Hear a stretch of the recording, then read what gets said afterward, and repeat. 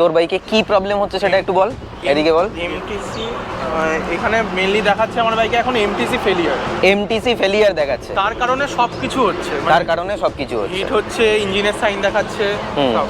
আচ্ছা দেখি তো স্ক্রিনটা যদি দেখি। হ্যাঁ, তো এবারে এখানে ডাব্লিউদাকে ফোন করা হয়েছে কেটিএম সার্ভিস সেন্টারে, যেহেতু আজকে রবিবার এবং আগামীকাল হচ্ছে 26শে জানুয়ারি, তো আগামীকালও কিন্তু বন্ধ থাকবে। তো এই অবস্থায় আর রেডিয়েটার কিন্তু অফ হচ্ছে না, রেডিয়েটার চলতেই থাকছে। এবার রেডিয়েটার চলতে থাকা মানে ইঞ্জিন কনস্ট্যান্টলি হিট হবে এবং সেই অনুযায়ী যদি বাইক চালানো যায়, মানে এরকমভাবে কন্টিনিউয়াসলি যদি বাইক চলে, তাহলে কিন্তু বাইক বন্ধ হয়ে যাওয়ার সম্ভাবনা আর প্রিটি মাচ হাই। সবারই মনটা খারাপ, স্বাভাবিক ব্যাপার, এটা খুব স্বাভাবিক, হওয়াটা খুব স্বাভাবিক। কিন্তু এখানে মঙ্গল আছে। মঙ্গলটা কীরকম আছে, যদি আমরা এই অবস্থায় বেরিয়ে যেতাম এবং চপাড়ান জঙ্গল ক্রস করছি, চপাড়ানের জঙ্গলে, তখন ওইখানে যদি এই প্রবলেমটা আবার রিভাইভ করতো, তখন আমরা কি করতাম। ঘড়িতে এখন সময় হচ্ছে 5:07। আর মোটামুটি লাস্ট ব্লগ যারা দেখেছো তারা জানো, আর যদি না দেখে থাকো তাহলে আমি রিকোয়েস্ট করবো লাস্ট ব্লগটা দেখে নাও। মানে জার্নি শুরু করার সময় আমি আর প্রসঙ্গটা তুলতে চাইছি না, কিছুই না, একটুখানি দুর্বল হয়ে পড়েছে। তো আমি যেতে চাইছিলাম না, বাবাই ফোর্স করলো যে না যাও, বেরো। এখানে বসে বসে ঘুমাচ্ছে, এই এখন চোখ তাকালো। গুড মর্নিং, আসি, অনুমতি দাও। আচ্ছা welcome back to my channel everyone. I hope you guys are doing stupendous fantabulously fantastical. Luggage আমি বাইকে লোড করে দিয়েছি। আজকে যাচ্ছি হচ্ছে সিভি 350, হন্ডা সিভি 350 বা হন্ডা হাইনেস সিভি 350, এই বাইকটা নিয়ে। তো বেশি কথা এই মুহূর্তে আর বাড়াচ্ছি না, ডিরেক্ট মোটো ব্লগিং সেটআপে গিয়ে তোমাদের সাথে গোপ্রো মোডে দেখা হচ্ছে। নমঃ পার্বতী পতে হর হর মহাদেব, জয় শ্রী মহাকাল, জয় মা দুর্গা। মহাদেবের নাম নিয়ে, মা দুর্গার নাম নিয়ে আজকে জার্নিটা শুরু করছি। ঘড়িতে এখন সময় হচ্ছে 5:30 আর হন্ডা সিভি হাইনেস 350-র ওডোমিটার শো করছে হচ্ছে 5762 কিলোমিটার। আমার বাড়ি থেকে বারাণসী কাশীর ডিস্টেন্স অ্যাপ্রক্সিমেটলি 700 কিলোমিটার। বাগুইআটি থেকে ওয়েস্ট বেঙ্গল বর্ডার মানে বরাকর নদী পর্যন্ত কিলোমিটার হচ্ছে 235। ঝাড়খণ্ডের যে স্ট্রেচটা রয়েছে সেটা হচ্ছে প্রায় 210 কিলোমিটারের কাছাকাছি, আর বিহার হচ্ছে 205 কিলোমিটার, এবং বিহার বর্ডার ইউপি বর্ডার থেকে ওখান থেকে বারাণসী হচ্ছে 65 থেকে 70 কিলোমিটার। মনটা আমি ঘরে বলছিলাম যে বাবার শরীরটা খারাপের জন্য আমি যেতে চাইছিলাম না, তো বেসিক্যালি সত্যি ঘটনাটা সত্যি ছিল আর কি। সো দ্যাটস ওয়াই আর কি বাবাই প্রচণ্ড পরিমাণে ফোর্স করেছে যে বাবা তুই যা, কোনো অসুবিধা নেই, আমি একদম ঠিক আছি, একদম ঠিক আছি। দেখো মা বাবারা না এইরকমভাবেই না নিজেদের সন্তানদেরকে এরকমভাবে উৎসাহ দিতে থাকে। তো সন্তান হিসাবে আমারও তো একটা কিছু দায়বদ্ধতা থাকে না, আমারও তো একটা দায়িত্ব কর্তব্য বোধ থাকে। তো সেই জায়গা থেকে দাঁড়িয়ে আমিও পারছিলাম না। যাই হোক, আলটিমেটলি বাবা জিতে গেল, আমি হেরে গেলাম। আর বাবা আমাকে জিতিয়ে দিল, বাবা আমাকে জিতিয়ে দিল। উঠে গেছি হচ্ছে দক্ষিণেশ্বর বালি ব্রিজ। আর গতকালকে আমি ফুয়েল ভরাতে পারিনি, একদম সময় পাইনি, বাট যতটুকুনি ফুয়েল রয়েছে তাতে ফুয়েল রেঞ্জ দেখাচ্ছে প্রায় 375 কিলোমিটার। তার মানে আশা করছি এই ট্রিপটাতে আমি এই বাইকটা থেকে আমি যথেষ্ট ভালো ফুয়েলের অ্যাভারেজ পাবো। ঘড়িতে এখন সময় হচ্ছে 6:10 আর আমি গ্লাভসটা পরে নিচ্ছি এই মুহূর্তে। ভোরের আলো মোটামুটি ফুটেই গেছে, যেমনটা দেখতে পাচ্ছ। এখানে হচ্ছে সপ্তর্ষির বাইক হন্ডা সিভি 350 হাইনেস। আর যেমনটা তোমাদেরকে বলছিলাম, আজকে আমাদের সাথে বলতে আমার সাথে রয়েছে হচ্ছে সোহম আফটার ঝাড়গ্রাম। তো সোহম রয়েছে হচ্ছে অ্যাডভেঞ্চার 390 নিয়ে, আর তার সাথে রয়েছে হচ্ছে গাঙ্গুলি, তাই তো? চলো, গাঙ্গুলি আমার সাথে ইন্টারকমে কানেক্ট রয়েছে, তো গাঙ্গুলির ভয়েস তোমরা পেয়ে যাবে, তাই তো? একদম একদম একদম একদম। চলো, ও হচ্ছে ডমিনার 400-এ, আমি আমার ডিকেকে নিয়ে আসতে পারিনি কারণ যেহেতু সার্ভিসিংটা হয়নি। তো আর বেশি দেরি করব না, চলো এখান থেকে এবার জার্নি শুরু করা যাক। মোটামুটি মাইথন অবধি লিডে থাকবে হচ্ছে গাঙ্গুলি, মাঝখানে থাকবে হচ্ছে সোহম, আর আমি থাকবো হচ্ছে টেলে, তাই তো গাঙ্গুলি? ওকে ওকে, চলো এগোনো যাক, শুরু করা যাক। এই হচ্ছে আমাদের ফুল টিম। আর আরও একটা জিনিস বলে রাখি, এটা কিন্তু নরনারীগঞ্জের কোনো রকম গ্রুপ রাইড নয়, এটা ইন্ডিভিজুয়াল রাইড হচ্ছে। প্ল্যানটা আমারও ছিল এবং গাঙ্গুলিরও ছিল, তো যেহেতু লাস্ট ইয়ার এক্সিকিউশন হয়নি, যার জন্য এই বছর এক্সিকিউশন করা হচ্ছে। ঢোকার পথে এই রাস্তাটা কিন্তু খুলে দিয়েছে, আর ঠিক পাশের রাস্তাটা হচ্ছে পুরনো রাস্তাটা। এই রাস্তাটা নতুন পিচআপও হয়ে গেছে এবং রাস্তা কিন্তু খুলে দিয়েছে। আর পাশের আরেকটা ব্রিজ, সেটারও কিন্তু কনস্ট্রাকশন চলছে। ডানকুনি টোল প্লাজা, আর কুয়াশা কিন্তু রয়েছে। ভোরের আলো ফুটেছে, কিন্তু কুয়াশা কিন্তু রয়েছে।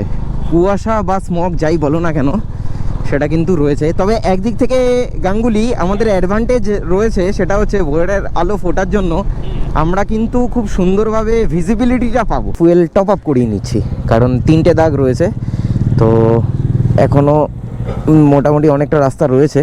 সো দ্যাটস ওয়াই টপ আপটা করিয়ে নিলাম। আর ওইখানে সূর্যটাকে কি লাগছে দেখতে, সুন্দর লাগছে, লাভলি। হ্যাঁ ব্যাস ব্যাস ব্যাস ব্যাস, হয়ে গেছে হয়ে গেছে হয়ে গেছে। দারুণ দারুণ সানরাইজ হচ্ছে। আর আমার পড়লো হচ্ছে 7.74 লিটার, 881 টাকা 43 পয়সা। ফুল ট্যাঙ্ক ফুয়েলে এখন ফুয়েল রেঞ্জ দেখাচ্ছে হচ্ছে 477, যদিও এটা কমবে, কারণ আমরা মোটামুটি 90-95 এরকম অ্যাভারেজ স্পিড মেনটেন করছি। তো ইকো মোড যেটা রয়েছে, ইকো মোডটা তো এখন দেখাচ্ছে, ওই স্পিডে ইকো মোড দেখায় না, তো সেক্ষেত্রে একটুখানি মাইলেজটা ড্রপ হবে।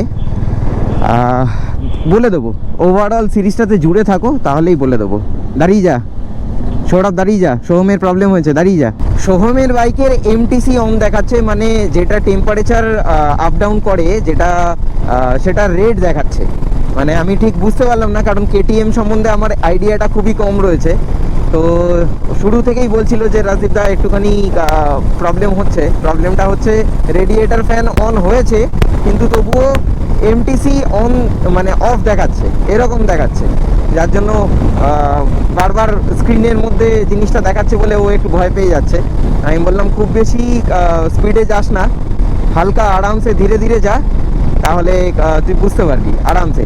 সমস্ত কিছু ওকে আছে, ইঞ্জিন পারফর্মিং বা ইঞ্জিন হিট কোনো কিছু হচ্ছে না, বাট একটু হালকা ওই কোনো ম্যাল ফাংশনিং বলে না, ওই রকম ম্যাল ফাংশনিং হতে পারে। তো সেই জিনিসটা সোহমের বাইকে হচ্ছে। আশা করছি এটা প্রবলেম খুব একটা হবে না, আর যদি হয় তাহলে সেটা দেখতে হবে কীরকম কি হচ্ছে না হচ্ছে। সময় হচ্ছে 7:15, আর পৌঁছে গেছি হচ্ছে পালশির টোল প্লাজা। আর এখান থেকে শক্তিগড়ের ডিস্টেন্স খুব বেশি নয়, কত হবে, খুব বড় জোর হলে 5 থেকে 10 কিলোমিটার এরকম। তো শক্তিগড়ে গিয়ে দেখা হচ্ছে চায়ের কাপের সাথে। কুয়াশায় ভরা রাস্তা দিয়ে আস্তে আস্তে যা ঠান্ডাটা লেগেছে, তো সেই ঠান্ডাটা লাগার পর একটু গরম গরম চাটা ভীষণ পরিমাণে দরকার ছিল। তো গরম গরম চা চলে এসছে হাতে, আর সূর্যের যে এই যে আলোটা পড়ছে, আর আমার মুখের মধ্যে এই যে রোদটা লাগছে, এই যে উষ্ণতার পরশ, এটা দারুণ লাগছে। এবারে বলি একটা প্রবলেমের কথা। প্রবলেম যেটা হচ্ছে সেটা হচ্ছে, মাঝখানে তেল ভরানোর পর বলছিলাম ওর বাইকে প্রবলেম হয়েছে, ওর বলতে সোহমের বাইকে প্রবলেম হয়েছে। তো তোর বাইকে কি প্রবলেম হচ্ছে সেটা একটু বল, এদিকে বল। এমটিসি এখানে মেইনলি দেখাচ্ছে আমার বাইকে এখন এমটিসি ফেলিয়ার। এমটিসি ফেলিয়ার দেখাচ্ছে, তার কারণে সবকিছু হচ্ছে, তার কারণে সবকিছু হচ্ছে, হিট হচ্ছে, ইঞ্জিনের সাইন দেখাচ্ছে সব। আচ্ছা দেখি তো স্ক্রিনটা যদি দেখি। হ্যাঁ, তো এবারে এখানে ডাব্লিউদাকে ফোন করা হয়েছে কেটিএম সার্ভিস সেন্টারে, যেহেতু আজকে রবিবার এবং আগামীকাল হচ্ছে 26শে জানুয়ারি, তো আগামীকালও কিন্তু বন্ধ থাকবে। তো এই অবস্থায় আর রেডিয়েটার কিন্তু অফ হচ্ছে না, রেডিয়েটার চলতেই থাকছে। এবার রেডিয়েটার চলতে থাকা মানে ইঞ্জিন কনস্ট্যান্টলি হিট হবে, এবং সেই অনুযায়ী যদি বাইক চালানো যায়, মানে এরকমভাবে কন্টিনিউয়াসলি যদি বাইক চলে, তাহলে কিন্তু বাইক বন্ধ হয়ে যাওয়ার সম্ভাবনা আর প্রিটি মাচ হাই। তো দেখা যাক, চাটা শেষ করে তারপরে আস্তে আস্তে ডিসিশন নিতে হবে, একটু কল টল করে একটু ডিসিশন নিয়ে তারপরে দেখতে হবে। দেখা যাক কি হয়, দেখা যাক। ওর খুব মনটা খারাপ হয়ে গেছে, ভীষণ মনটা খারাপ হয়ে গেছে, মুখ দেখেই, চোখ মুখ দেখেই বোঝা যাচ্ছে। কালকে বিকেলবেলা পর্যন্ত এই জিনিসটা হয়েছিল। কালকে বিকেলবেলা ও দেখে সমস্ত কিছু চেক করে ফোন টোন করে তারপরে উড়ে গেছিল, সরে গেছিল জিনিসটা। যদি স্ক্রিন থেকে সরে যায়, constant থাকতো, কনস্ট্যান্ট তাহলে আমি থাকলেও নিয়ে চলে যেতাম। ও নিয়ে চলে যেত, কিন্তু আমি সরে গেছে কোনো সরে গেছে বলে আর কোনো রকম ও ইয়ে করেনি। কিন্তু আজকে আবার সেই প্রবলেমটা মানে হয়েছে। আর আজকে যে এসছিস তার ক সপ্তাহ আগে তুই সার্ভিসিং করিয়েছিস সেটা বল। দু সপ্তাহ হবে, হ্যাঁ 2 সপ্তাহ না, আমি 28 ডিসেম্বর 27 ডিসেম্বরে সার্ভিস করি। মানে ওর bike fully serviced, fully service, চেকও তখন হয়েছে, ওবিডি স্ক্যানারও চেক হয়েছে। তো এবার দেখা যাক কি হবে, তাই তো? কারণ খুব রিস্ক হয়ে যাবে। রিস্ক আছে প্রচন্ড, কারণ মেন ব্যাপারটা হচ্ছে ইঞ্জিনের ব্যাপার। ইঞ্জিনের ব্যাপার, এটা নিয়ে কোনো কম্প্রোমাইজ না। এটা যদি কোনো ডিসপ্লে আসতো না বা কোনো জিনিস, সেখানে ম্যানেজেবল। বাট ইঞ্জিনের ব্যাপার ম্যানেজেবল না মাঝ রাস্তায়, কারণ পুরোটা হাইওয়ে, আমরা এভারেজ যদি 80-90তেও যাই, গাড়ি হিট হলে মাঝ রাস্তায় গিয়ে যদি ইঞ্জিন বন্ধ হয়ে যায় বা কোনো রকম কোনো প্রবলেম হয়, আর তখন কিন্তু ঝাড়খণ্ডে আমি যতদূর জানি সেটা ঠিক আছে, কিন্তু যদি ঝাড়খণ্ড ক্রস করে বিহারে ঢুকে যাই ঢোকার পরে তখন কিন্তু একদম মানে শিরে সংক্রান্তি হয়ে যায়। সংক্রান্তি হয়ে যাবে। এবারে আমরা এখানে রয়েছি, এখন পালশিটে রয়েছি, আমার এখানে কাছাকাছি চেনা জানা রয়েছে, আমার মানে বাড়ি রয়েছে আর কি। তো সেখানেও ঢুকে যাওয়া যেতে পারে যদি কোনো মেজর কোনো প্রবলেম হয় আর কি। বাট কাছাকাছি রয়েছে, আমরা ধীরে সুস্থে আস্তে আস্তে আমরা কলকাতার দিকেও ব্যাক করে যেতে পারি যদি পজিশন সেরকম দেখি। আমরা দেখি তো, এখন অবধি কল নেইনি, ডিসিশন নেইনি, ডিসিশন নিয়ে তারপরে দেখি কি হয়। ঘড়িতে এখন সময় হচ্ছে 9:49, প্রায় এখানে 2-2.5 ঘন্টা আমরা দাঁড়িয়েছিলাম হচ্ছে শক্তিগড়ে, যেখানে দাঁড়িয়েছিলাম সেখান থেকে একটুখানি এগিয়ে এসেছি। তো বিষয়টা হচ্ছে, আমি মৃগাঙ্কদাকে ফোন করেছি, ডাব্লুদাকে ফোন করা হয়েছে, সব জায়গায় মোটামুটি সব জায়গার জিনিসপত্র আমরা ঘেটে তোলপাড় হয়ে গেছে। মানে আমরা এখানে দাঁড়িয়ে সমস্ত খবরাখবর নিয়েছি। সৌরভ নিজের ব্রহ্মাস্ত্র ইউজ করেছে। সেখান থেকে যে আলটিমেটলি জিনিসটা দাঁড়াচ্ছে, সোহমের বাইকে মানে KTM 390 অ্যাডভেঞ্চারে যে ওল্ড মডেলে যে প্রবলেমটা এসছে সেটা হচ্ছে এমটিসি ফেলিয়ার। এখান থেকে ইঞ্জিন হিট হচ্ছে। এবারে ইঞ্জিন যদি ফার্দার হিট হয়, আমাদেরকে বলেছে তোমরা এগিয়ে যেতে পারবে, কোনো অসুবিধা হবে না। কিন্তু ফার্দার যদি ইঞ্জিন হিট হয় তাহলে সেক্ষেত্রে বাইক 1 ঘন্টার কাছাকাছি রেস্ট দিতে হবে। চলে গেছে এখন এই মুহূর্তে বাইক যেহেতু 2-2.5 ঘন্টা রেস্টে রয়েছে, বাইকে কোনো রকম প্রবলেম নেই। আমি যদি অন করে তোমাদেরকে দেখাই, এই হচ্ছে অন। এবারে দেখো সব কিছু ওকে রয়েছে, এমটিসি অন দেখাচ্ছে এখানে। যেহেতু বাইকটা ঠান্ডা হয়ে রয়েছে যার জন্য কোনো রকম প্রবলেম হচ্ছে না। আর সব লাইট মোটামুটি এটা তো, এগুলো তো চললে অফ হয়ে যাবে। তো আর ইঞ্জিন মেল ফাংশন লাইট যেটা রয়েছে সেটাও ট্র্যাকশন কন্ট্রোলও অন হয়ে রয়েছে, আর ইঞ্জিন মেল ফাংশন লাইটটাও কিন্তু অফ রয়েছে এই মুহূর্তে। তো বিষয়টা হচ্ছে 1 ঘন্টার মতো আমাদেরকে প্রত্যেক কটা যখনই ইঞ্জিন হিট হবে তখনই কিন্তু আমাদেরকে দাঁড়িয়ে পড়তে হবে। এবারে বিষয়টা হচ্ছে সবারই মনটা খারাপ, স্বাভাবিক ব্যাপার, এটা খুব স্বাভাবিক, হওয়াটা খুব স্বাভাবিক। কিন্তু এখানে মঙ্গল আছে। মঙ্গলটা কীরকম আছে, যদি আমরা এই অবস্থায় বেরিয়ে যেতাম এবং চপাড়ান জঙ্গল ক্রস করছি, চপাড়ানের জঙ্গলে, তখন ওইখানে যদি এই প্রবলেমটা আবার রিভাইভ করতো তখন আমরা কি করতাম? তো দ্যাটস ওয়াই এখন কল নেওয়া হচ্ছে যে আমরা আবার কলকাতা রিটার্ন করছি। ডেস্টিনেশন ফিক্স থাকবে, আমরা 3 জনেই যাব, ঠিক আছে? কিন্তু এই ধরনের প্রবলেম নিয়ে নয়, ফ্রেশ মাইন্ড নিয়ে। আর সোহম যেটা বলছে যে এনার্জি ড্রেন হয়ে গেছে, সত্যিই এনার্জি ড্রেন হয়েছে। ওই মাইন্ডসেট নেই, আর ওই মাইন্ডসেটটা নেই, কারণ অনেকটা সময় এখানে ডিলে হয়েছে, অনেকটা সময়। সো এখানে অল্প কিছু একটুখানি খাওয়া দাওয়া করবো, হাতে আমাদের সময় রয়েছে এখন।